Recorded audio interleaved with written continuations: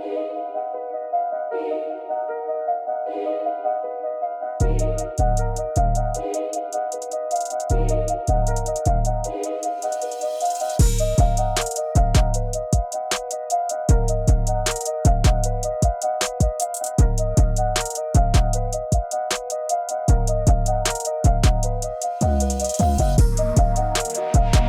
bem, hoje conosco aqui no Palafitas Podcast, iniciando a série de entrevistas eclesiásticas, assim por dizer, está conosco nosso amigo, nosso irmão, com muita honra o Palafitas hoje recebe o pastor Erivelton Custódio. Seja bem-vindo ao Palafitas Podcast. Obrigado, companheiro Roberto, obrigado pelo convite.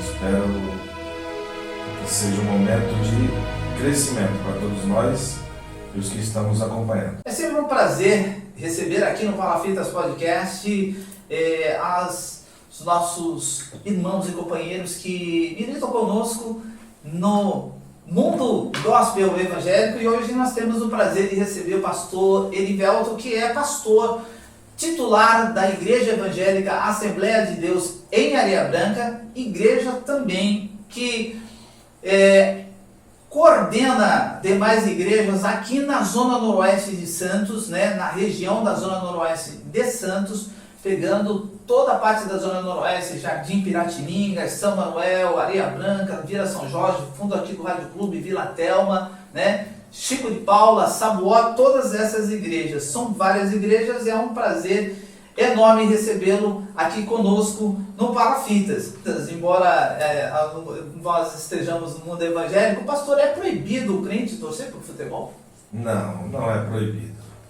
Não é proibido porque a livre escolha, né? Então nós temos o livre-arbítrio de não denigrir realmente aquilo que a gente acredita e torcer por time de futebol.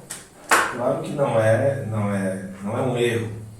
Pelo contrário, é um prazer. Alguns pastores têm vindo aqui, eu tenho perguntado sempre, porque a gente pergunta para todos os convidados aqui do Palafitas Podcast qual é o time que a pessoa torce, né? Alguns pastores, com o passar do tempo, acabam se desprendendo um pouquinho disso, mas sempre sem ter uma referência e tal. Aqui no Palafitas a gente fala do Santos Futebol Clube, nós colocamos a canequinha aqui do Santos. Mas o senhor torce para o Santos Futebol Clube, pastor? Olha, na realidade é até uma surpresa para mim. Eu tenho um enorme carinho pelo São Paulo. Pelo São Paulo. De muitos anos, época do Cafu, do Miller, enfim, do Raí. Mas eu também tenho um grande carinho pelo Santos Futebol Clube, né? Já frequentamos por vezes a Vila Belmiro e praticamente a família, esposa, filha, tudo santista. Então, o coração fica dividido, né? O coração fica dividido. Eu, quando eu estava pastoreando a igreja do Morro São Bento, estava lá os meus amigos Walter, né, e Silas, e eu ali no meio, e a gente estamos conversando uma época sobre isso aí, sobre futebol, aí perguntaram para mim, pastor, qual time que o senhor torce? Eu falei, Sejai Santos, eu sou Santos, estou segundo a palavra. E você, Silas? Ele falou assim, eu sou Corinthians, está lá na Bíblia também. E aí o terceiro dirigente da congregação, e você, Walter, meu amigo Walter, da Sabesp, aposentou na Sabesp. Ele disse assim, eu sou Palmeiras. Aí nós dois falamos, então você está fora da palavra. Ele disse, não, sério, a palavra de Deus diz que a gente deve ser como a palmeira, né? Que ela dobra lá embaixo, depois ela volta. Eu falei, então está todo mundo tudo certo. Pastor, o senhor é pastor ali na Igreja Evangélica Assembleia de Deus em Areia Branca. Quando foi que começou o seu ministério? Ministério como cooperador? O nosso ministério, na realidade, já começou antes de chegar na Assembleia de Deus, né? Então, já começamos a desenvolver o Ministério da Palavra quando ainda tínhamos seus 14, 15 anos. Aqui na Baixada Santista? Isso. Estávamos aqui na Baixada Santista, já estávamos aqui na presença de Deus. Porém, houve um período que nós nos afastamos, né? E aí nessa retomada, depois de alguns anos, né, seus praticamente 11 anos, voltamos a desenvolver o ministério que já estava no nosso coração. Então, mais ou menos em 2002, já começamos a estar ministrando, a estar cooperando com alguns departamentos, né? Alguns convertidos na época. Foi onde nós começamos a dar os primeiros passos. Já no Ministério de Santos? Nesse tempo já estávamos no Ministério de Santos. Qual igreja o senhor congregava nessa época? Na época estávamos no Rádio Clube, nós viemos de uma outra denominação na época, né? E viemos para o Jardim Rádio Clube, onde começamos a iniciar o nosso ministério. Eu já vim casado, já estava com a minha esposa e começamos a trabalhar com pessoas. Foi aí que deu início a uma futura chamada que Deus tinha preparado para a gente. Na carreira eclesiástica nós temos o diácono, né? Temos o presbítero, que é o bispo, né? Também em algumas outras igrejas, na Assembleia de Deus é o presbítero. Nós temos evangelista e nós temos pastores. Qual foi a sua primeira ordenação? Ordenação foi cooperador, né? Nós fomos cooperador líder de um departamento e na sequência nós já começamos a desenvolver um trabalho junto aos pastores da época, né? Sim. Se aproximar mais com o trabalho missionário, entender um pouco mais como trazer as pessoas para perto de Deus, junto com os trabalhos evangelísticos, e aí começamos a ser cooperadores de púlpito. Já não era mais apenas um cooperador líder. Já do altar, né? Já auxiliávamos no altar, que hoje é conhecido como auxiliares. Auxiliar. Né? Pegando essa experiência, o senhor foi ordenado ao presbitério em que ano? Em 2008 nós fomos ordenados à consagração, né? No presbitério. E aí começou um outro compromisso diferente. Já com uma ordenação como presbitério, aí já tem outra responsabilidade, né? Justamente. Nessa época, em 2008, o senhor estava em qual igreja? Em 2008 nós continuávamos na congregação do Rádio Clube. Umas pessoas foram consagradas naquela época ao presbitério, no mesmo dia? Sim. Lembra das pessoas? Tenho uma vaga lembrança pelo tempo, mas o presbítero irmão Adalberto estava junto. O Adalberto, esse aqui do Eusébio, não podemos esquecer do sobrenome, né? Ronaldo da Cruz. Joseval Evangelista e Severino Pereira. E o Emílio, esqueci o sobrenome do Emílio, na época também foi junto com a gente.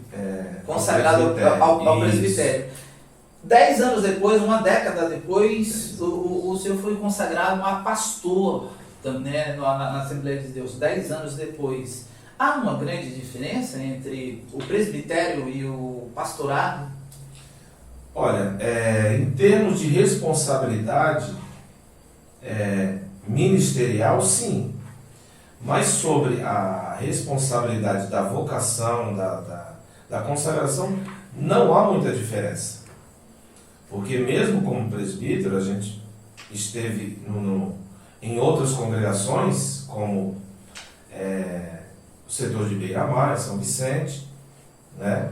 Trabalhamos com alguns departamentos com uma responsabilidade maior. Regional também, né? Setorial. Setorial e da parte regional também. Ou seja, uma igreja regional da Assembleia de Deus, ela cuida de outras igrejas menores em volta, né? Da sua região.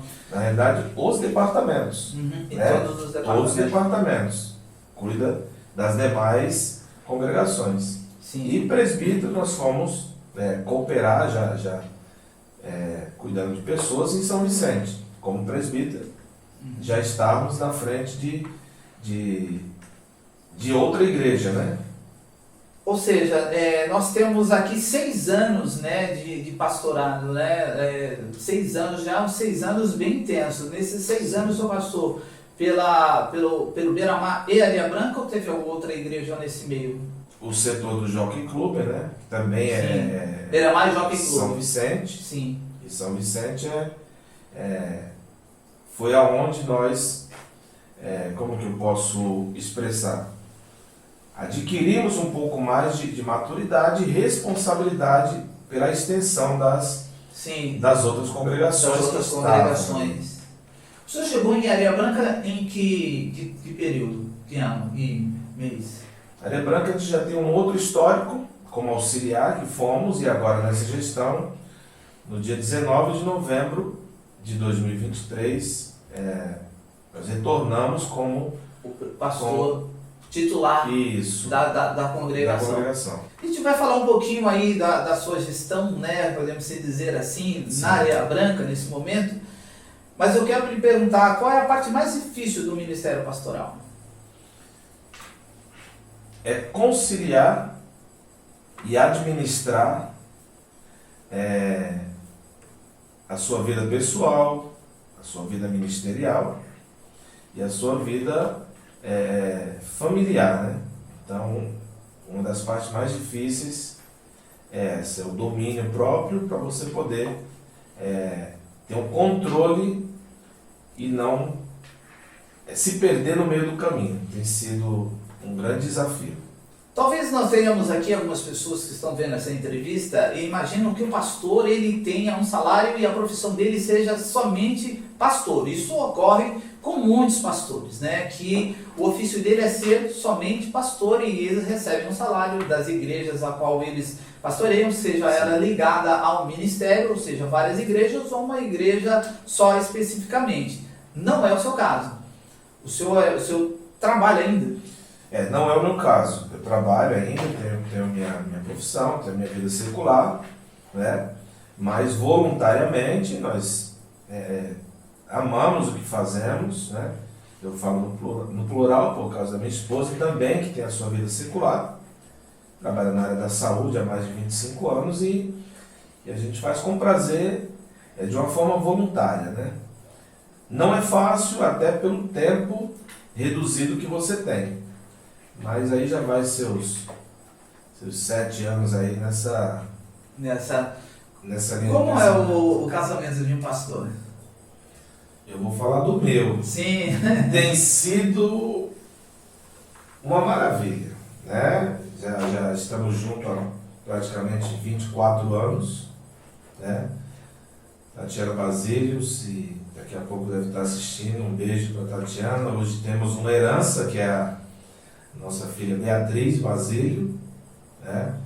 E tem sido um casamento de cumplicidade entre a parte ministerial e a parte profissional. E da vida particular em si. Você sabe que é um grande desafio, né? Sim. Porque o inimigo ele sempre vai trabalhar, principalmente quem tem uma chamada. Quando alguém fala assim, olha, você tem uma chamada diante de Deus, a chamada é isso, né? É ter um ministério, a sua vida também dedicada à obra de Deus, né? A gente vê que o Senhor expressa que é com alegria, né, a satisfação em servir a obra do Senhor, mas como pastor, quantas vezes o Senhor já desejou abandonar o trabalho ministerial? Olha que pergunta, né? Na realidade, aqui no Fala muitas vezes. Aqui no Fala Feito a gente não tem papas na língua, Não, a gente pergunta, sem censura.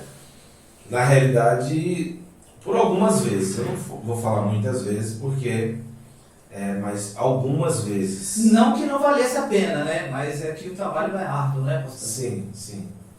E eu falo algumas vezes porque foram poucas vezes. E quando vem o sentimento, ou quando já veio o sentimento, na realidade a gente tem a lembrança aonde Deus foi nos buscar, né? Então a gente tem essa lembrança do resgate.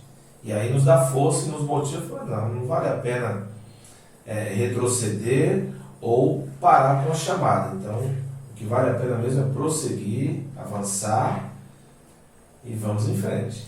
Muito bem. Nesse mesmo âmbito, quais são as suas maiores alegrias no ministério? Embora, né, desculpe, embora todas as dificuldades que o senhor não mencionou, né, porque para ter um motivo de desejar parar, né, muitas vezes é realmente por vários motivos, né? Que nós somos homens, e homens, né? Nós temos as nossas limitações, mas quais são as maiores alegrias aí que o senhor tem experimentado nesse período? Olha, uma das perguntas que gostei, porque tivemos agora uma recente experiência, que é uma alegria que nós tivemos, de receber uma notícia de um casal que, após uma orientação, após uma visita, após um direcionamento, a notícia que recebemos agora, por esses dias, foi que o nosso casamento mudou da água para o vinho. Então, nossa maior alegria é quando você aconselha, orienta e tem um resultado por trás disso, né? Um resultado positivo, que você olha para a pessoa e fala, poxa, valeu a pena passar 5 meses lutando por uma família, por uma pessoa, e você tem um resultado positivo, porque uma alma, ela vale mais do que o mundo inteiro, tanto na parte da salvação, como na parte do resgate, um casamento se desfazendo, um filho querendo sair de casa, né? Um pai querendo tomar alguma decisão precipitada, e Deus, através da sua bondade, vai nos orientando, e aquela pessoa simplesmente fala, eu quero ajuda. E aí a nossa maior alegria é quando tem um resultado satisfatório, bem positivo. Eu quero trazer aqui, lembrar você, seguir as nossas redes sociais, @palafitaspodcast no YouTube e @palafitaspodcast no Instagram. Pastor, o senhor tem alguma rede social? Temos uma rede social hoje, só o Instagram, né?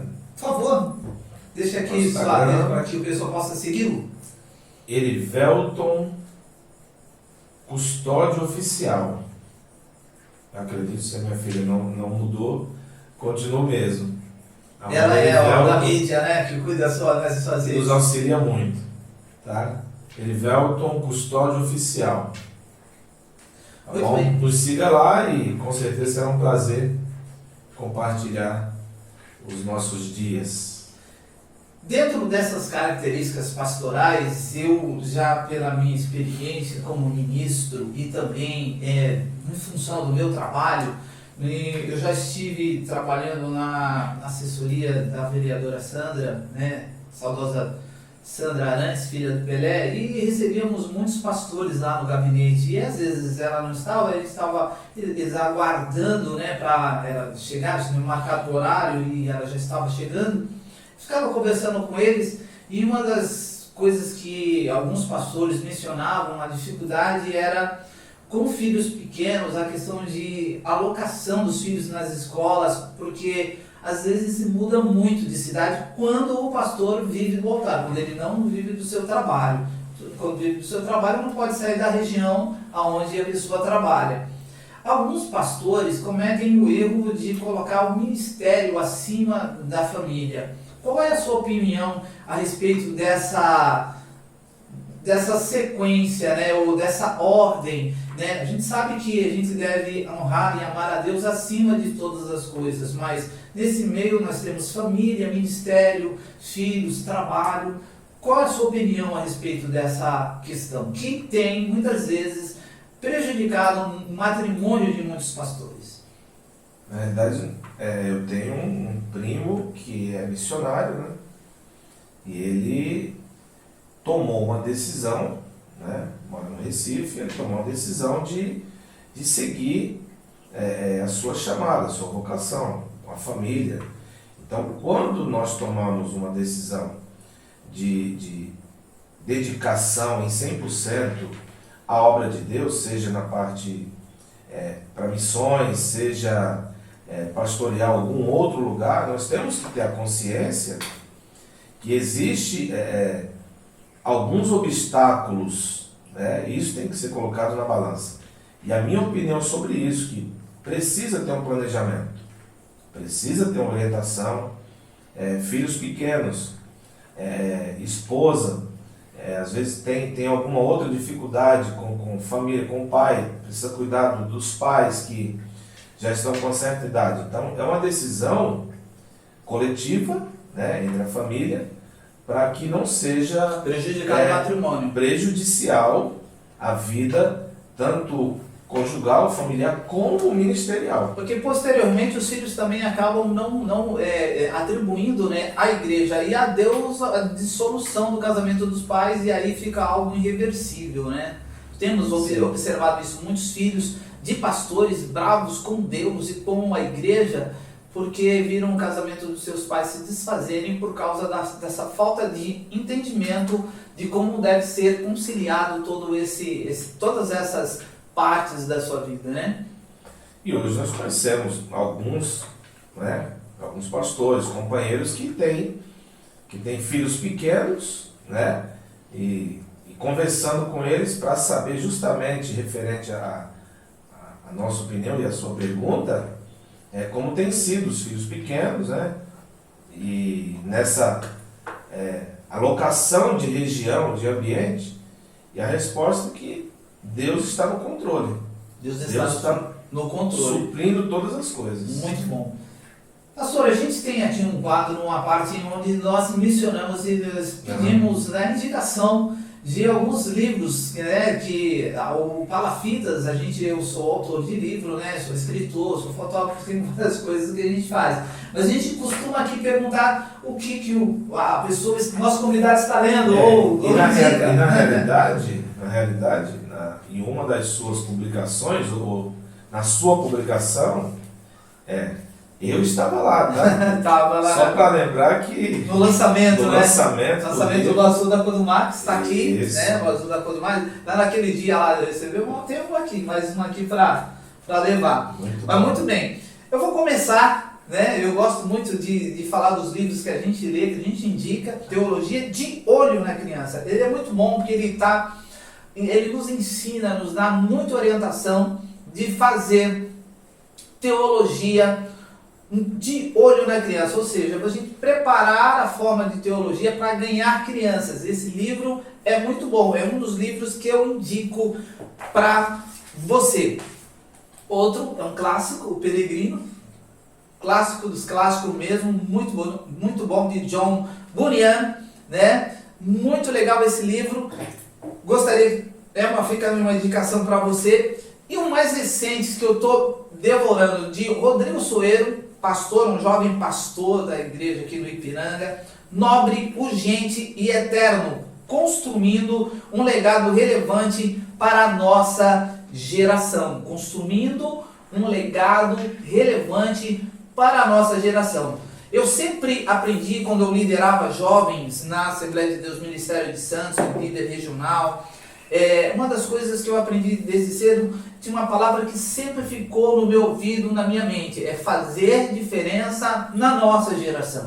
Mas fazendo diferença na nossa geração para o bem, para coisas edificantes, relevantes. E essas são as 3 indicações minhas para você, com destaque para Nobre, Urgente e Eterno, de Rodrigo Soeiro. Esse aqui está até autografado pelo pastor aqui, ele é querido. E você, diga lá para os nossos inscritos. Eu, na realidade, eu gosto muito de assunto, né? de temas, e esse é o nosso desenvolvimento através dos assuntos que nos chamam mais atenção. E falando de livro, né?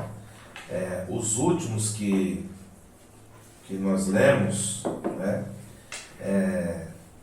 Referente à curiosidade, né?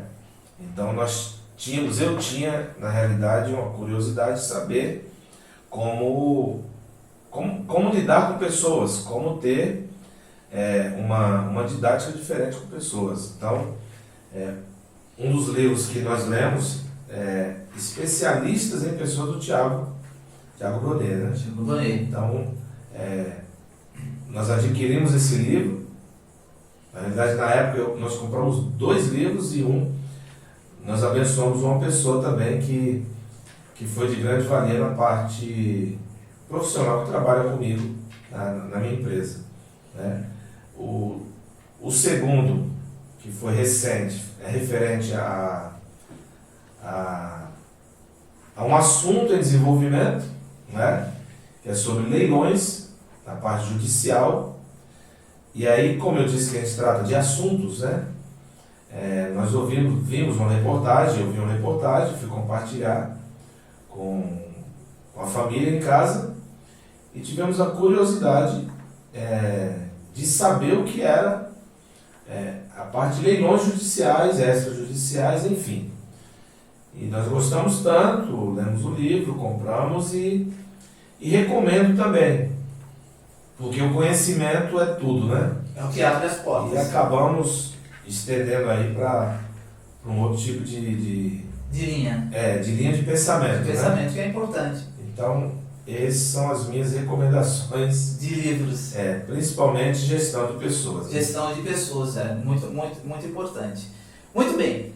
Agora, já seguindo nisso, sabendo as coisas que o senhor sabe agora, o que você diria a si mesmo quando começou o trabalho pastoral? Porque tem uma grande diferença, né? Quando a gente começa, depois quando a gente é experimentado, né? O que você diria para o Erivelto lá daquela época? Olha, na realidade, não perder a essência. Isso aí é o que nós temos que evoluir diariamente, não perder a essência. Porque a essência é o que nos traz a lembrança do que nós éramos, do que nós somos e do que nós podemos ser amanhã. Então, não perder a essência, isso é um dos fatores primordiais, que é uma luta constante.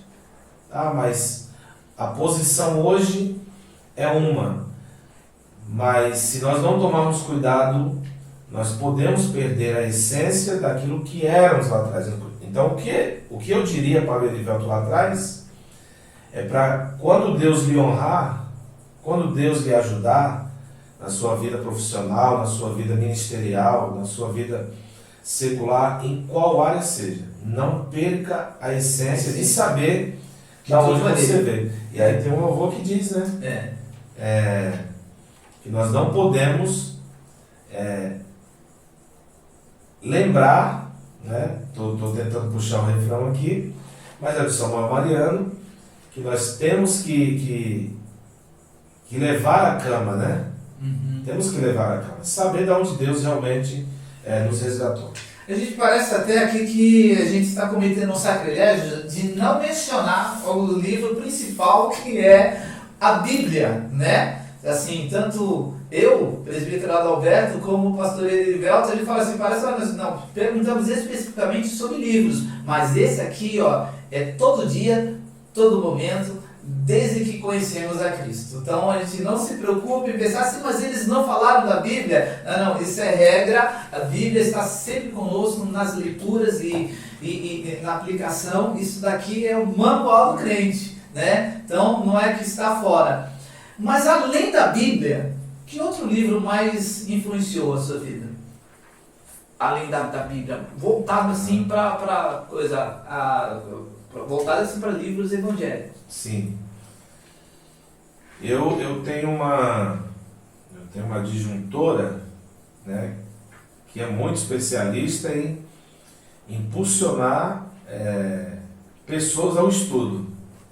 E eu fui um desses privilegiados, né? Então, a Tatiana, ela impulsiona, numa conversa, ela consegue levar uma pessoa para dentro de um curso de enfermagem, por exemplo.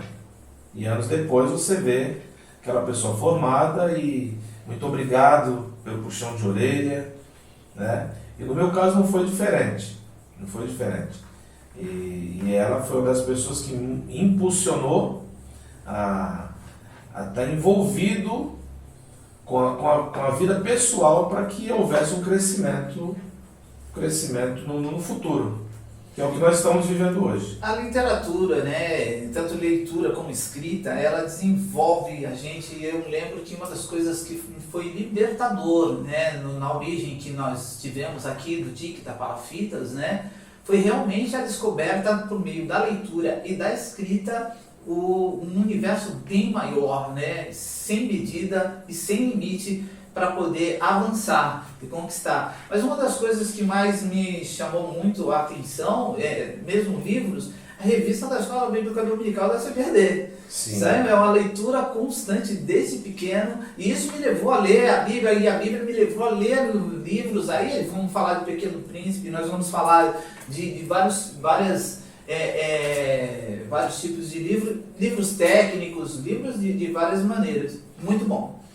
Eu estava justamente num período, não vou me lembrar, mas bem no início da fé, quando o pastor Nelson, que é um pastor hoje, está com seus 80 anos praticamente, ele me agraciou com um livro.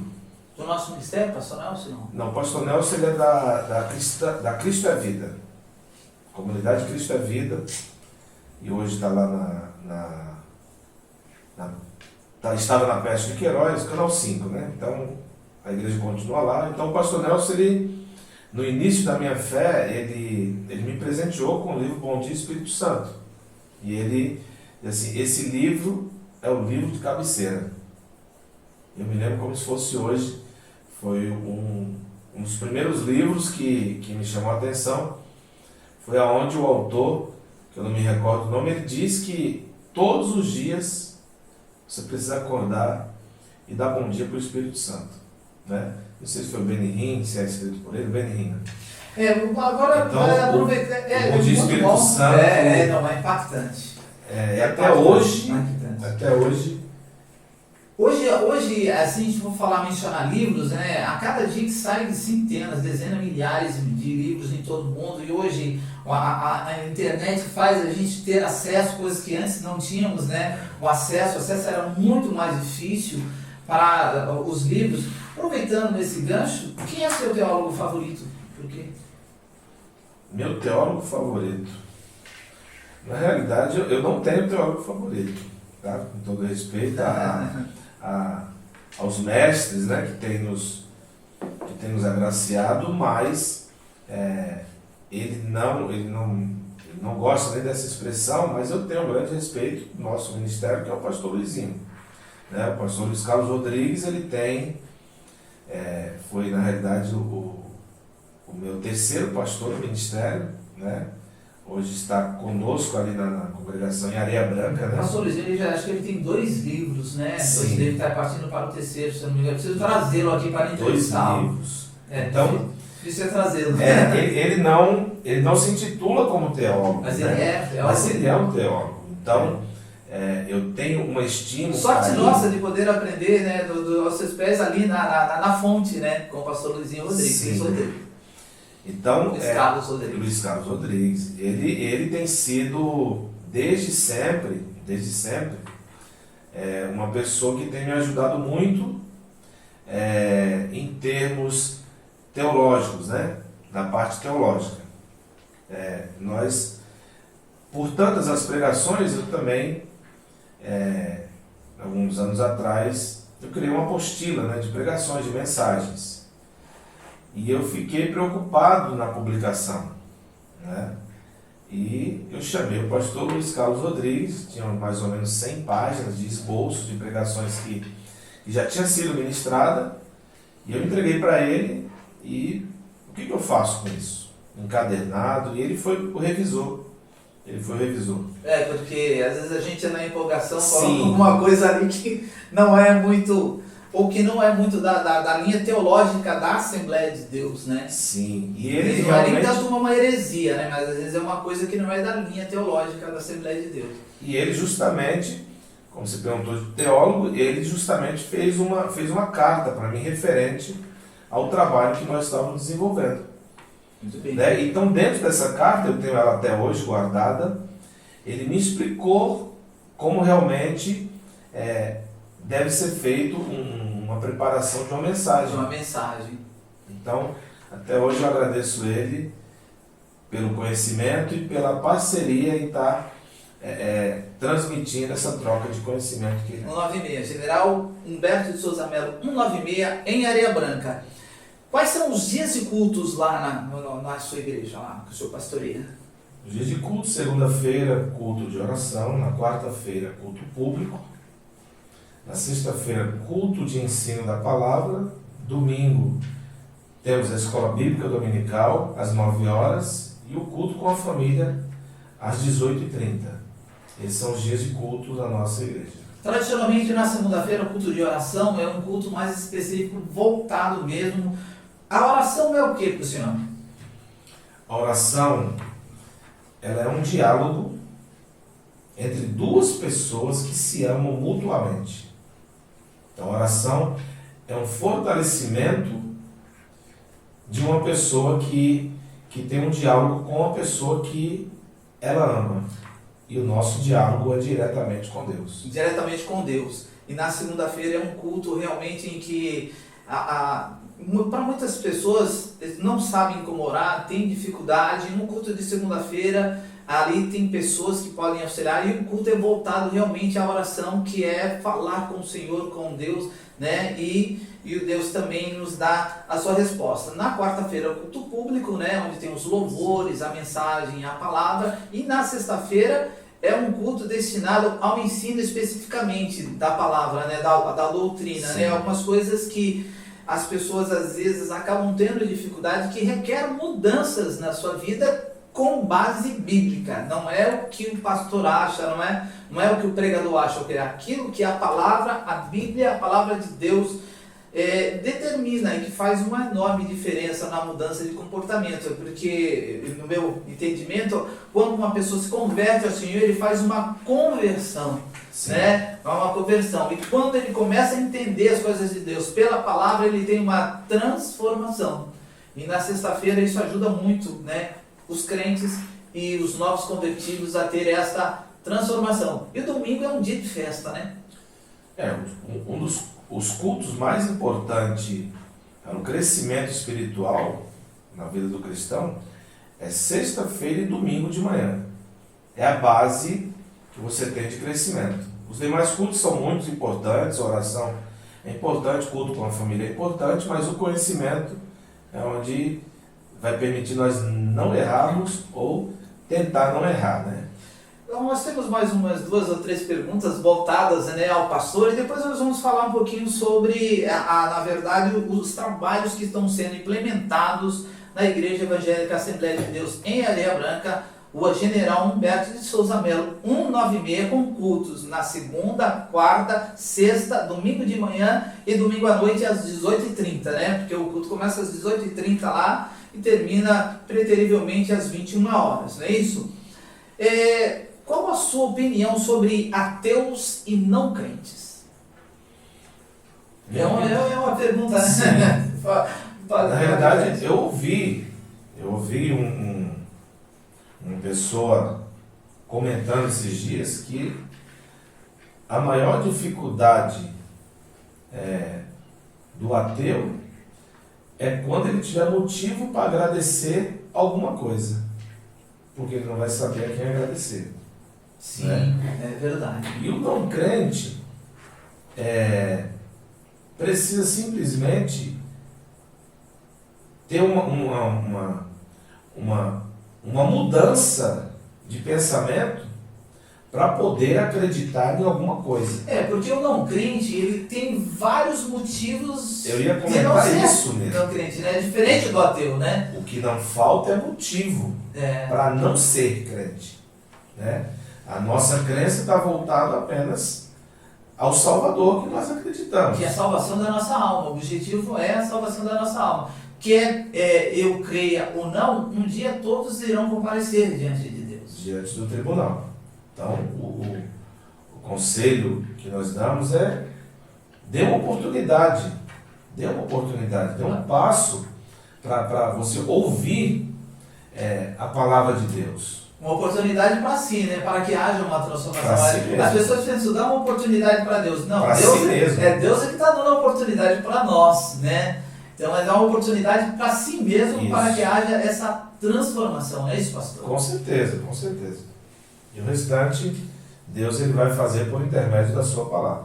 E isso dá uma... Eu já realmente vi muitos testemunhos de pessoas que a mudança de vida foi tão radical e as pessoas não imaginavam que essas mudanças seriam assim. E nós não estamos falando só assim que vai acontecer coisas boas, maravilhosas na vida daquele que converte e aceita Jesus Cristo como seu Salvador. Não é isso que nós estamos falando, porque dificuldade nós teremos. A palavra de Deus diz que no mundo tereis aflições, mas credes em Deus, credes em mim. Na casa do meu Pai há muitas moradas. Então assim, não há o mundo, nós teremos muitas aflições, mas a diferença é que aquele que serve e anda com Deus, ele tem a esperança, ele tem a força, ele tem a graça, ele tem a resposta vinda da parte de Deus. Então os motivos, não importa quais são os motivos que você tem para não crer em Deus. Agora, Deus ele sempre estará nos esperando, mas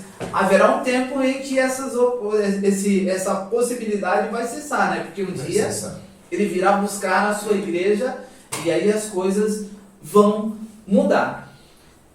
O que o senhor acha que a nossa igreja mais precisa nesse momento? Olha, um assunto para a gente partir para a agenda da igreja e as coisas... Importantíssimo. É acolhimento, recepção e abraçar quem está chegando. Acolhimento, recepção e abraço verdadeiro. De quem está chegando. De quem está chegando. Porque hoje, de uma forma coletiva, não só na nossa igreja, onde nós estamos ali, mas temos pessoas que têm vivido isso, de entrar dentro de um ambiente, de uma comunidade, de uma igreja, entrar sem ser percebido por ninguém, sentar sem ser percebido por ninguém, ela prestar o seu culto ali, e a pessoa ir embora, sem ser percebido por ninguém. Isso, acredito que Deus olha para quem já está... Que é o sacerdote, aquele que prepara o culto de adoração a Deus, e que houve uma falha. Houve uma falha. E eu me sinto, até vendo isso... Deus não falha, mas o sacerdote ali, o sacerdote é aquele que prepara um culto de adoração a Deus, ou seja, o pastor, o presbítero, aquele que está na frente de um culto, em uma igreja evangélica, ele é o sacerdote. Ele está preparando um culto de adoração a Deus, a qual a pessoa que mesmo pela primeira, segunda ou terceira vez que esteja ali, está inserido. E eu vou contar o que aconteceu agora recentemente, meses. Se observar uma família chegando, né, a primeira vez, e eu olhei e falei, aquela família nunca entrou aqui. E eu peguei um companheiro que estava do meu lado e falei, vamos lá receber aquela família, porque nós temos essa falha, né? Temos essa falha, não tem, não sei se é falta de treinamento, de orientação, e nós descemos, eu mais um obreiro, um pastor, e descemos lá e fomos recepcionar essa família. Então, você consegue observar a alegria daquela pessoa pode vir, tem um lugarzinho aqui para você, pode sentar aqui, fique à vontade, o banheiro é ali à esquerda, se quiser água tem logo ali atrás, se precisar de alguma coisa pode chamar alguma daquelas irmãs que estão em pé. Então você deixa aquela pessoa que está chegando mais à vontade para cultuar Deus. Pastor, o senhor já sofreu algum acidente e precisou receber atendimento? Há muitos anos atrás, Quando o senhor sofreu esse acidente, o senhor foi aonde? No hospital. As pessoas que vão na igreja, elas estão realmente precisadas de algo que elas não encontram em hospital e em nenhum outro lugar, só encontram na presença de Deus, né?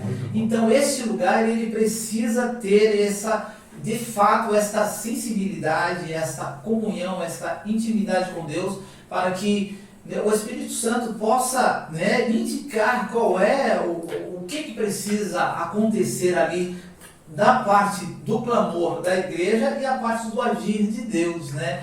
E as pessoas hoje, é inevitável, nós estamos vivendo numa geração, uma época, um mundo em que as pessoas estão realmente muito pressionadas de várias formas. dentre essas pressões que a gente tem observado, a opressão, quando a pessoa é oprimida, nós não estamos falando de depressão, nós estamos falando de opressão. A pessoa se vê oprimida.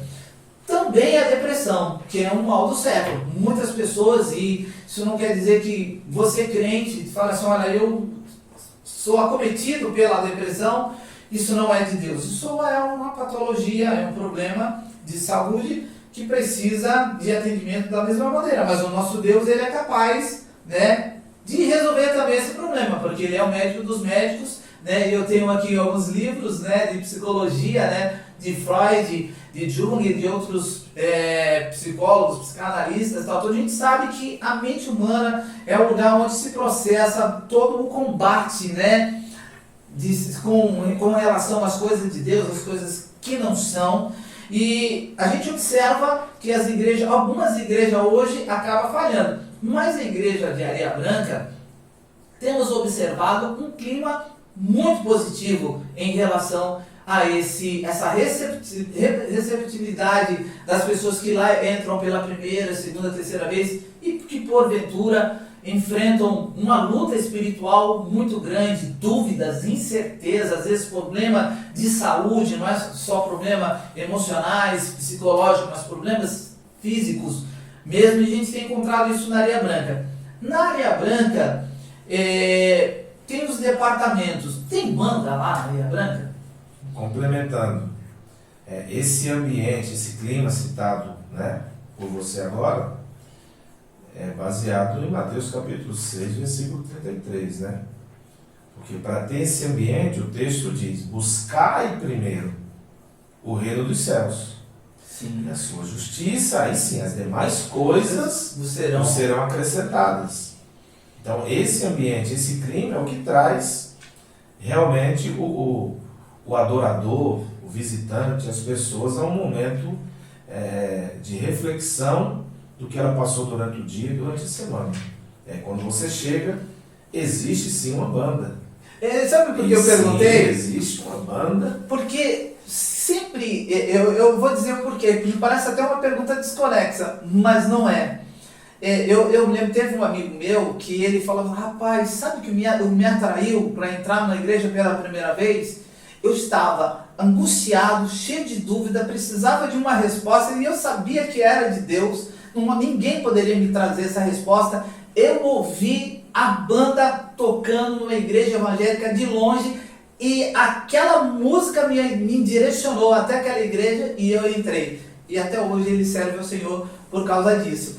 Na Areia Branca tem 64 anos, parece, né? Isso, agora dia 18, a banda Arauto Celeste está completando 67 anos. 67, eu ia 67 67 banda anos. Muito bem estruturada. Está entrando uma equipe agora da adolescentes, né, da nova geração. Sim, o Rian parece que é o mais novinho, né? Sim, o Rian é uma criança. O Rian tem menos de 12 anos. Acho que é 11, 12 anos o Rian. E toca lá o trompete, né? Tem adolescentes com seus instrumentos, com violino. Então tem jovens, né? E tem o pessoal de meia idade que está ali segurando. Jonas, Sinésio, sim, Aguinaldo, Sérgio. Pessoal que... Sérgio Carvalho, família Carvalho, maestro do coral. Isso. Tem coral também, não é isso? Tem coral. É tradicional na Assembleia de Deus, né? Nem todas as igrejas têm, mas em Areia Branca tem a banda, o coral, adolescentes, jovens. Eu sinto, a banda e o coral, eu sinto como uma igreja privilegiada, né? A igreja que tem uma banda, um coral, que está ali passando por décadas, né? E se mantém firmes, é um exemplo, uma referência para o departamento de adolescentes, na igreja tem adolescentes, departamento de jovens, departamento infantil, né? E departamento de irmãs. Existe o departamento feminino, né? Que são as irmãs, que tem sido as colunas do setor de oração, né? Referencial em termos de sustento da igreja. Espiritual. De intercessão. Consagração, círculo de oração. Então, tem sido os departamentos da nossa igreja. Pastor, em Areia Branca, muitos pastores que lá tiveram, sempre alguns conseguiram implementar, né, um curso de música e com iniciação a instrumentos que porventura podem ser utilizados na banda de Areia Branca. E já há alguns anos a gente não tem observado isso, embora esteja produzindo o efeito de alguns músicos novos, como é o caso do Rian, né, filho do irmão Sérgio, com a irmã Cláudia. Né? Nós temos também adolescentes ali, né? O Emanuel e a Sara. A Sara Torquato, né? A Jamília Kese, que é filha de músico, do maestro da banda, né? Tal tudo. Mas a sedução dos adolescentes e jovens para pertencer à banda, parece-me que eles veem assim com uma resistência, não pelo fato da banda, mas está um pouco fora do seu universo. Mas será que eu consigo, né, entender música, ler música e tocar um instrumento? O senhor planeja de alguma maneira incentivar a possibilidade de curso de música e de iniciação para adolescentes, jovens, irmãos da Areia Branca e das igrejas ao nosso entorno para também desenvolver esse talento de banda? Você está caprichando as perguntas. Não estou, pastor. É sem censura mesmo a gente colocar na parede. Porque se a gente estava aqui, né? Eu acho que tinha algumas pessoas que falaram eu não vou ficar até o final dessa entrevista com o pastor Erivelto, mas eu vou colocar, né, aqui um cortezinho para você, assim, fica que é muito interessante. E agora o pastor Erivelto vai nos responder aqui como é que é o planejamento. Se ele não pensou nisso, ele tem um segundo para pensar. O que vai fazer. Ótima pergunta. Isso aí realmente está no planejamento, sim, desde o início, né, do ano. Porém, a linha de pensamento é justamente o que você acabou de falar. A preocupação de chegar e falar, poxa, mas eu não sei. E ali nós temos trabalhado com os maestros para poder criarmos uma metodologia para trazer as pessoas para o ensaio, porque eu estou no ensaio com eles. O Sérgio, o pai do Rian, ele da noite para o dia, como de repente ele trombone que ele toca? Eu não sei o nome, Sérgio, desculpa se eu estou errando aqui, né? E ele começou a tocar, né, trombone por pouco tempo, ele e o filho, e desenvolveram muito bem. Certo, Sérgio e Sinésio, os demais irmãos, que sempre com muito carinho, e eu quero trazer essa referência aqui, né, aos irmãos Carvalho, né, ao Jonas, ao Agnaldo, outros regentes que passaram na banda, maestros que passaram na banda e estão hoje na banda, que são pessoas que não se negam a transmitir o seu conhecimento a essa nova geração. Mas eu acho que deveria haver um investimento instrumental, instrumento também, né? Isso é um passo assim, um pouco mais difícil, mas eu acho que a Igreja da Areia Branca parece-me que passou, hoje vive o tempo da reconstrução de Neemias, né? Houve uma grande reforma na Igreja de Areia Branca, nas suas dependências, dos setores das salas lá embaixo, das salas de apoio, né? Elas estão todas bem reformadas, a igreja está realmente muito bonita, por fora, por dentro, bem estruturada. Então agora é hora de investir nessa parte de talentos, pastor? Sim, é hora de investir, e a captação, que nós estamos iniciando o processo, primeiro são de pessoas. Interesse, de conhecimento. Pessoas com capacidade para ensinar. Isso. Para a gente poder entrar na parte instrumental, até auxiliar no apoio, para saber qual a aptidão daquelas pessoas. Né? Eu quero uma flauta, eu gosto de flauta, eu gosto de outros, do clarinete, enfim. Pastor, diga aqui, já que nós não temos uma audiência muito grande, nós teremos em nome de Jesus, mas vamos fazer aqui. Existe a possibilidade de alguém cooperar em auxiliar esse projeto na banda com instrumentos? Se você tem um instrumento, alguma coisa que você não esteja usando, mas fala, olha, é uma pena, podemos dizer que um pecado ter esse instrumento parado aqui, né? Ele pode ser doado à banda Arauto Celeste em Areia Branca. Faça esse pedido. Faço esse apelo para você que está nos acompanhando. Instrumento, tem estantes, né? Tem vários tipos de instrumentos. Você que tem aí coração voluntário para doar para esse projeto que está no coração de Deus. Pode ser novo também. Pode ser novo. Que Deus fazer. O que Deus tocar no seu coração, pode nos procurar. ali na nossa igreja, Rua General Humberto de Souza Melo 196, tá bom? E eu tenho certeza que você será abençoado, tá bom? Compartilhe com seus amigos nas suas redes sociais esse pedido do pastor Edivelto para que possa chegar em mais pessoas. De repente você não consegue, mas alguém do seu círculo, né, de rede social, de amigos, talvez alguém tenha condições de ser tocado por Deus para que esse projeto se amplie. Pastor, particularmente, eu quero abrir um espaçozinho aqui para dizer a minha opinião, né? Música não é meu ministério. Não é. Meu pai até gostaria que fosse, né? Meu pai está com 95 anos, mas o meu ministério é a palavra. No entanto, no meu pensamento sempre existiu realmente um desejo de formar um projeto que desenvolvesse a área de música e de instrumento de banda e subindo até para níveis orquestra, exatamente, orquestra na Zona Noroeste, independente de igreja. Seria um projeto independente de igreja, mas que vai alimentar, né,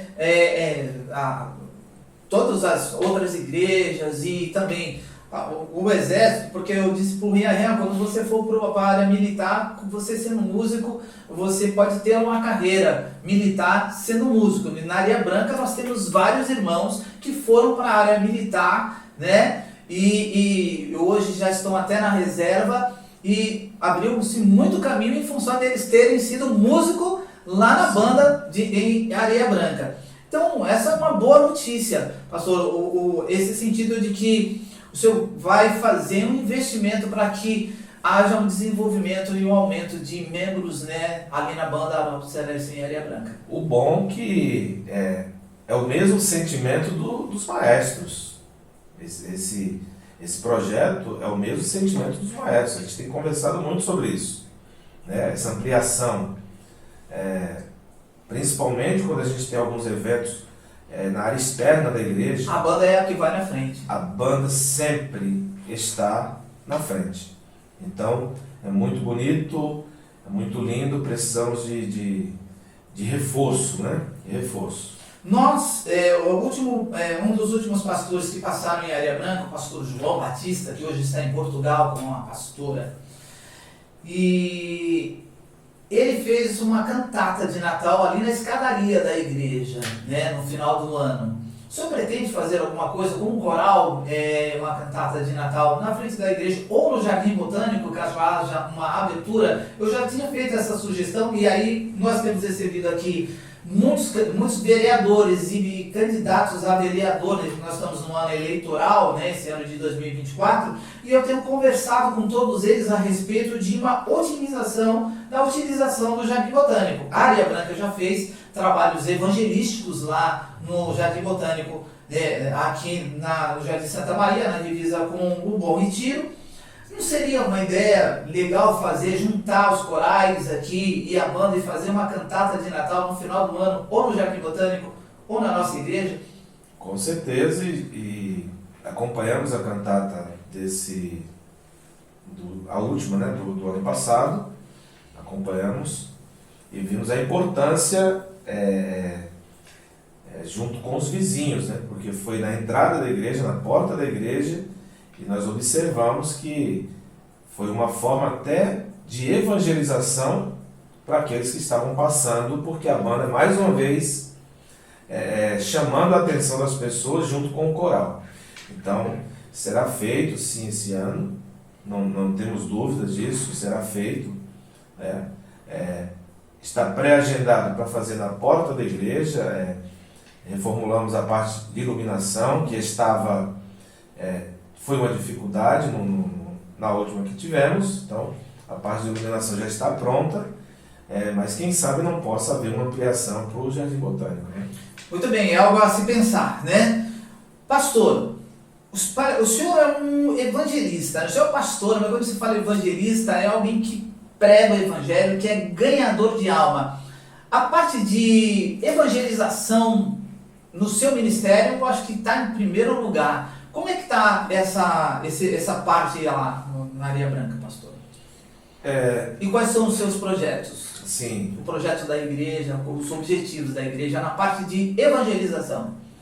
Nós iniciamos um trabalho de planejamento. Eu gosto muito dessa palavra porque você precisa de um preparo, né? E esse preparo tem vindo durante o início desse ano. O primeiro semestre foi produtivo, né? Tivemos 3 cultos ao ar livre, em mobilização com o setor, as congregações. Tivemos também a comemoração dos 100 anos da Assembleia de Deus, do Ministério. Também levamos a banda para a rua, junto com os departamentos, as congregações que fazem parte do nosso setor. Isso foi o que foi feito agora no primeiro semestre. Isso atrelado também com o trabalho social, não é isso, pastor? Atrelado com o trabalho social. O trabalho social, na realidade, tem fortalecido as congregações, né, da região e também captação de pessoas. E essa captação de pessoas tem sido através do trabalho social, né, através de entrega de agasalhos, alimentação, mas o nosso objetivo, como você bem iniciou, o nosso objetivo é criar isca para trazer as pessoas para ouvir a palavra, né? Então a nossa isca é um lanche, é um alimento, mas ninguém recebe nada se não participar do culto. Então existe um culto antes. Isso que tem nos alegrado, né? Então o pessoal senta para ouvir o culto. E quem liberta é Deus, né? E quem liberta... Se Cristo vos libertar, verdadeiramente sereis livres.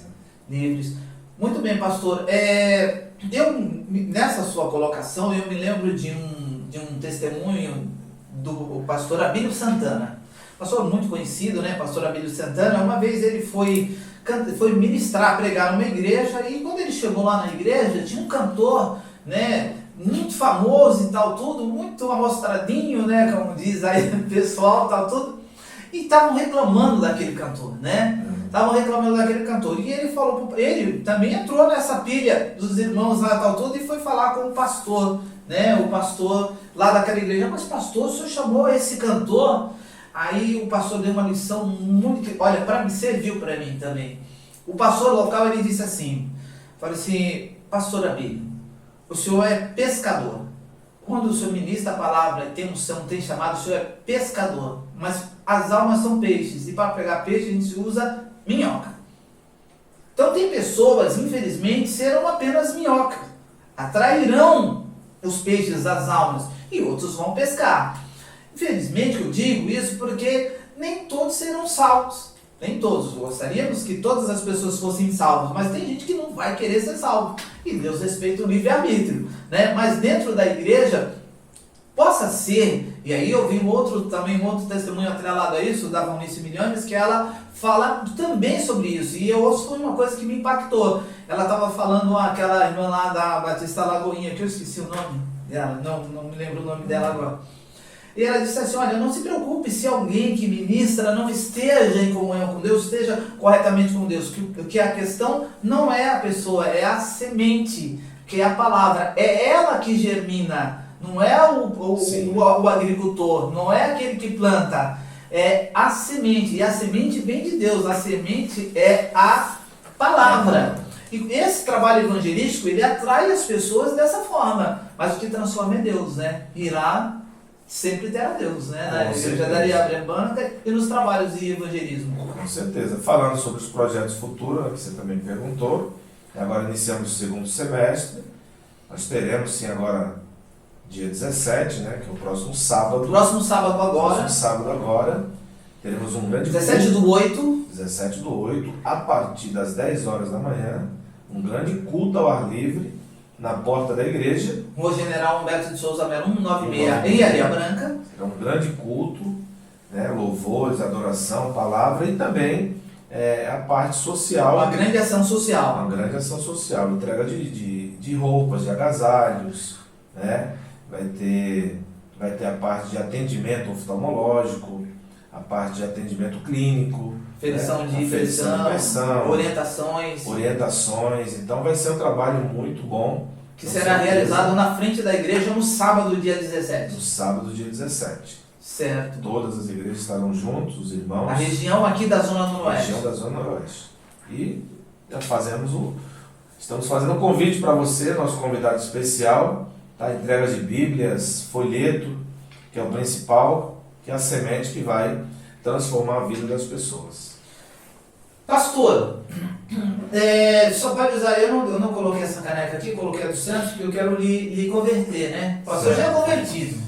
Né? Eu estava tentando lhe converter para torcer pelo Santos. Essa daqui, Eu posso contar a experiência? Rápida? Pode ser. 30 segundos? Pode. Eu fui ver o jogo do Santos Botafogo, e ficamos na torcida do Santos, e né, o Santos ganhou naquela... Você não ia dizer que era perdido. Não, o Santos ganhou, e a gente indo embora, e ficou um abençoado na escadaria, com a bandeira do Santos, fazendo todo mundo beijar. E eu tô vindo lá do fundo. Eu falei, não vou beijar. Não vou beijar. E a minha esposa, minha filha e o meu irmão que estava vindo falaram, não pode fazer isso, olha quanta gente tem aqui. E eu falei, não, mas ele não pode fazer isso, ele tem que ir embora, põe a bandeira e vai embora. E quando chegou a minha vez, eu fui de lado assim, e ele falou, nós ganhamos. Beija a bandeira. Beija a bandeira. E eu tive que beijar. Tive que beijar a bandeira.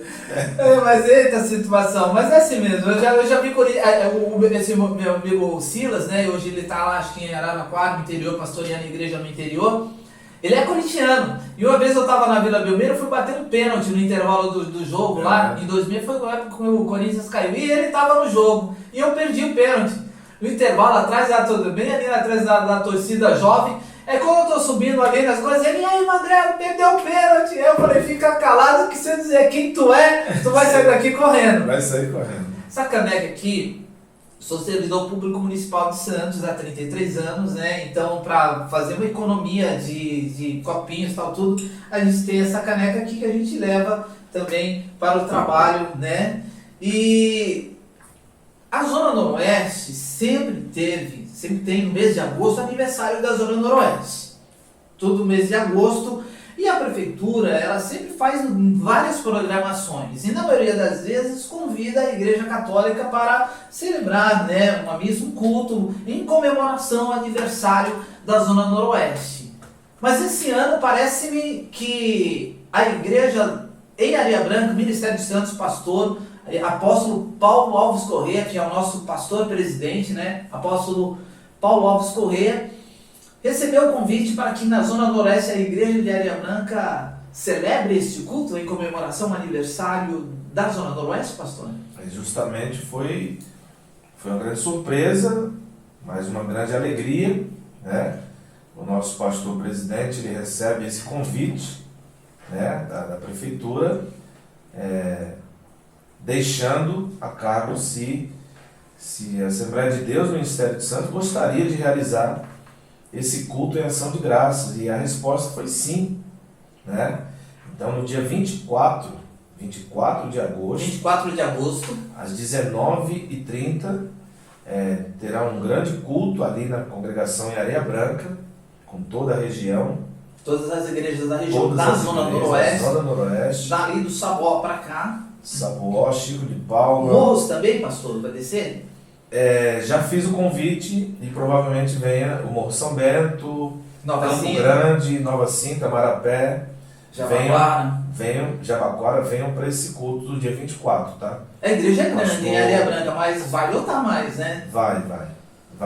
E dia 24 será esse grande culto, uma grande honra, porque eu faço parte dessa história da Zona Noroeste, né? De muitos anos, desde 1998, né? 98, se não me falha a memória, a gente já faz parte da Zona Noroeste. Morador da Zona Noroeste. Morador e conhecedor também das dificuldades, conhecedor também do que tem sido feito durante esses anos, né? Então eu me sinto honrado, feliz pelo convite de fazer parte desse culto que estaremos juntos celebrando o aniversário da Zona Noroeste. A perspectiva da presença do apóstolo Paulo Alves Corrêa, né? E alguns pastores da diretoria também pessoas da administração executiva da cidade, né, também lá conosco, é uma honra muito grande. É um dia de festa. Convido você, marque na sua agenda, 24 de agosto de 2024, na rua General Humberto de Souza Melo, em Areia Branca, Assembleia de Deus, Ministério de Santos, culto em celebração, né? Aí comemorando o aniversário da Zona Noroeste. Lembrando que aqui na Zona Noroeste temos muitas igrejas, vários ministérios, mas a Assembleia de Deus, Ministério de Santos, a gente tem há muitos anos mesmo. Aí nós estamos falando que celebramos 100 anos, né, da pioneira no estado de São Paulo. A Assembleia de Deus é a pioneira no estado de São Paulo, é uma igreja centenária, porém sempre, né, atenada com a evolução da cidade, né? E a gente precisa orar pelas autoridades que são constituídas, e a Zona Noroeste tem sido bem atendida nessa questão. Pastor, o senhor quer falar mais alguma coisa sobre aquilo que o senhor tem implementado, né, dentro do seu ministério nesse momento lá na Igreja de Areia Branca, que eu não tenha citado? Frisando que a nossa igreja tem 74 anos, né? Ali é Areia Branca. Tem 74 anos, né? Uma igreja já... Que as ruas da Areia Branca eram de terra, né? Sim. Não eram de terra. Aqui, Rádio Clube, toda a Zona Noroeste, o negócio era... São muitos anos. Meu pai foi uma das pessoas que ajudou a construir Sim. o templo de alvenaria. Os de madeira, na época, ainda de lampião, né? A iluminação só de lampião, ele não estava. Mas na virada para a construção do templo, que é hoje, né, de alvenaria, meu pai ajudou. Ele está com 95 anos, a história se mescla, né, com isso. O senhor quer falar mais alguma coisa? Na realidade, o projeto nosso que temos, né, dentro dessa gestão, que Deus ele tem confirmado no nosso coração, é um projeto de soma. Um mais um. Projeto 1 mais 1. Então, dentro desse projeto,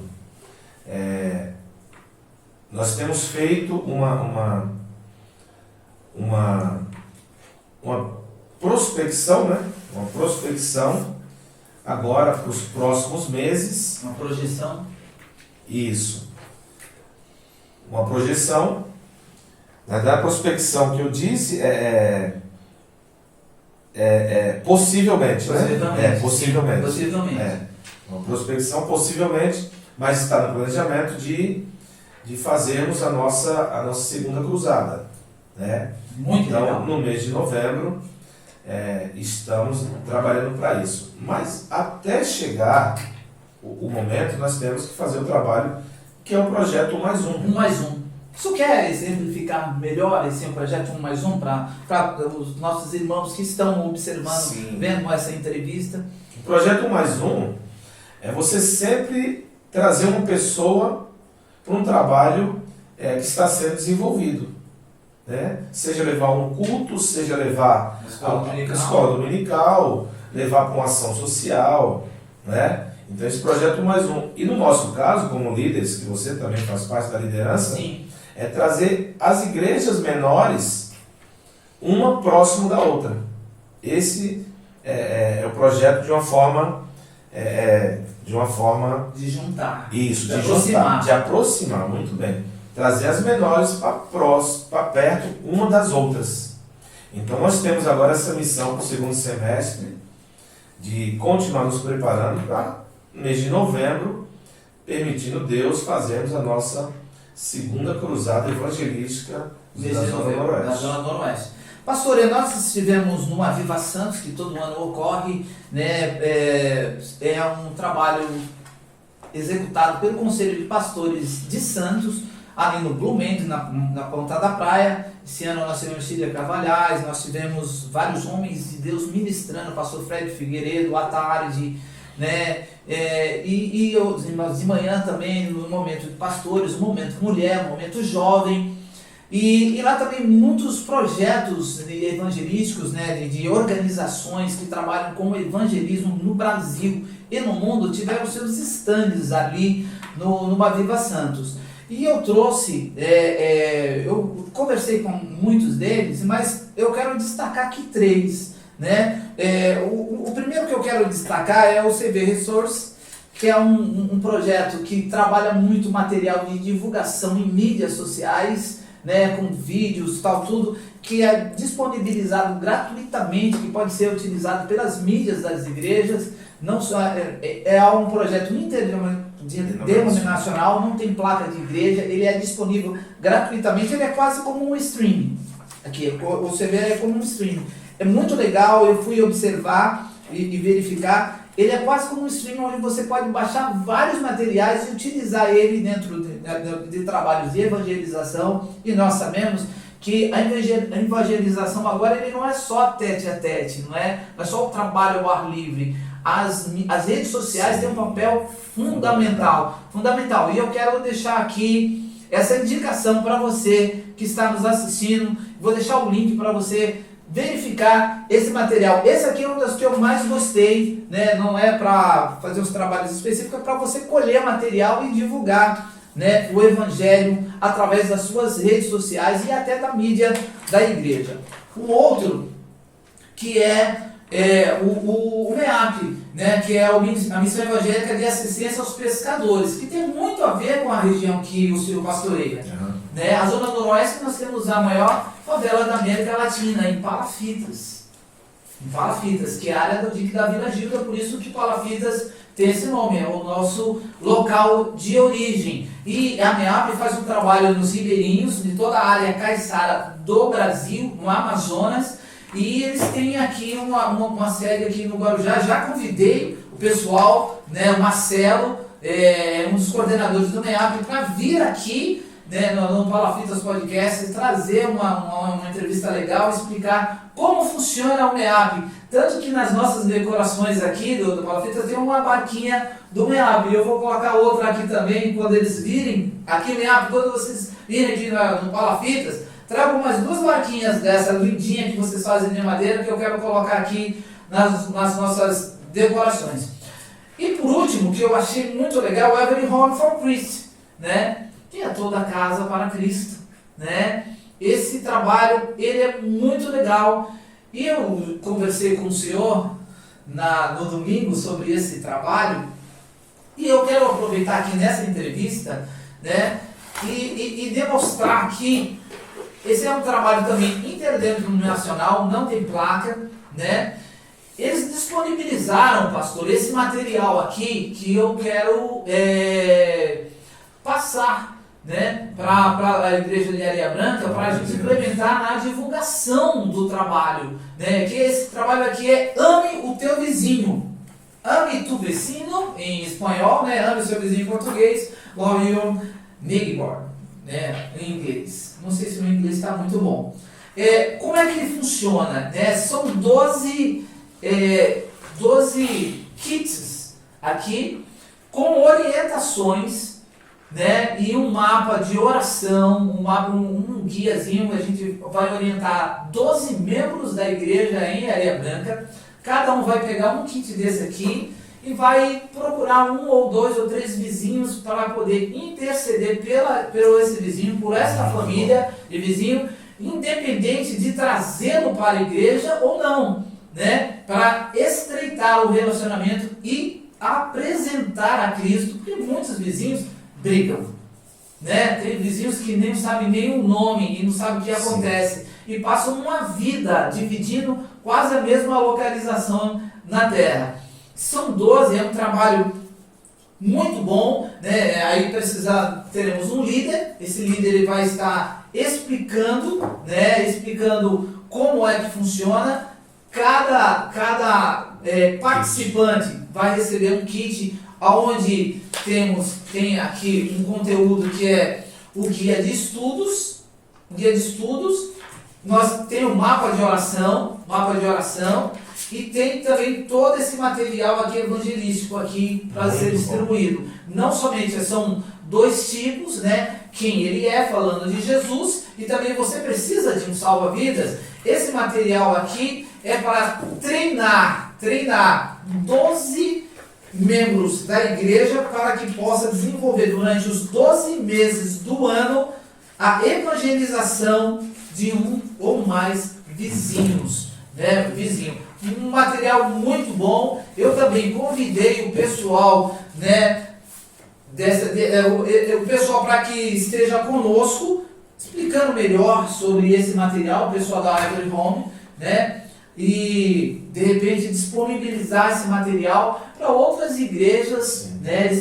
Isso aqui é cedido ao pastor, né? E o pastor, ele orienta um líder dentro da sua igreja para desenvolver esse trabalho. Esse é um trabalho, parece pequeno, mas que produz um efeito muito grande. E a gente sabe que a igreja de Areia Branca, através da sua gestão, é uma gestão que está bem antenada com as ferramentas disponíveis. E é uma ferramenta que é disponibilizada para as igrejas gratuitamente e tem dado resultado no mundo inteiro. São mais de 150 países que utilizam esse método.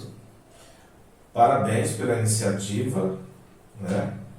Pelo entendimento e a importância que é esse tipo de trabalho, porque são vários tipos de trabalho referente ao ministério. Esse, para mim, é um dos melhores, e se não for o melhor trabalho que a igreja pode realizar nesse tema. Nesse tempo. Alguns pastores se preocupam, falam assim, não, mas a gente está divulgando o trabalho de outros, não, você não está divulgando o trabalho de nenhuma igreja. Porque tudo vem em branco, você coloca o seu carimbo, a marca da sua igreja, o endereço da sua igreja, todas as coisas. As pessoas irão procurar a sua igreja que você está implementando. Mas também se não procurar a Assembleia de Deus, para mim, eu, presbítero Adalberto, talvez seja o mesmo pensamento do pastor Edivelto, não importa. Importa que esta alma vá até Jesus e aceita Jesus Cristo como seu único e suficiente Salvador da sua alma. Então, é um trabalho muito importante a gente ver que a Areia Branca pode acrescentar esta ferramenta também a todas as outras que está sendo implementada. Em primeiro lugar, parabéns pela iniciativa, esse coração visionário, né? Como dizem, né? E por pensar também que nesse tempo tão difícil que a gente está vivendo, né? Em termos de família, porque o projeto é família. Família. Né? Entre outras coisas que têm acontecido no nosso país, né? E você ter essa iniciativa de trazer esse kit, trazer esse projeto, posso até titular um tema, né? Sim. Resgatando famílias. Né? Resgatando famílias. Parabéns, muito bom. Esse kit aqui será para implementação em Areia Branca, né? Para implementação em Areia Branca. Eu estou para receber aqui alguém da Home, né?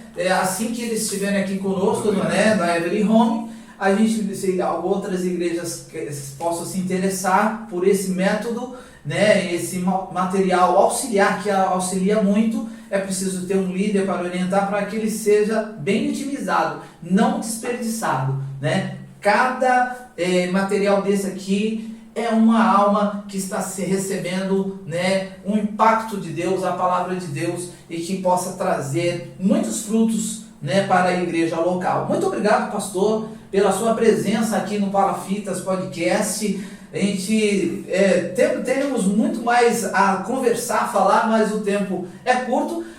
Fica aqui aberto o convite para, em outra oportunidade, o senhor estar aqui falando dos resultados dos trabalhos que hoje já estão sendo implementados em Areia Branca, né? Queremos agradecer aqui também ao nosso querido apóstolo Paulo Alves Correia, nosso pastor presidente que preside sobre nós, né? E estamos aqui sobre a sua, né, autorização e bênção, né, desenvolvendo e divulgando o trabalho das igrejas evangélicas, Assembleia de Deus, Ministério de Santos, com a sede na rua Manuel Tourinho, ali no Macuco.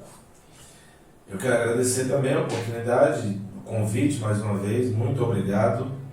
Muito obrigado. Esperamos ter acrescentado algo sobre os ouvintes, né? E fica o convite para estar conosco um dos dias, nossos cultos, né? Segundas, quartas e sextas, tá bom? E domingo, os horários já foram ditos, né? 9 da manhã no domingo e às 18h30. Às 18h30, você é o nosso convidado especial. Quero agradecer, companheiro do presbítero Adalberto Eusébio, mais uma vez, pelo belo trabalho desenvolvido, tá bom? E conte conosco, se precisar. à disposição. Grande abraço a todos. Palafitas Podcast. E aqui a conversa é sem censura, inclusive com pastores. Grande abraço. Siga o canal.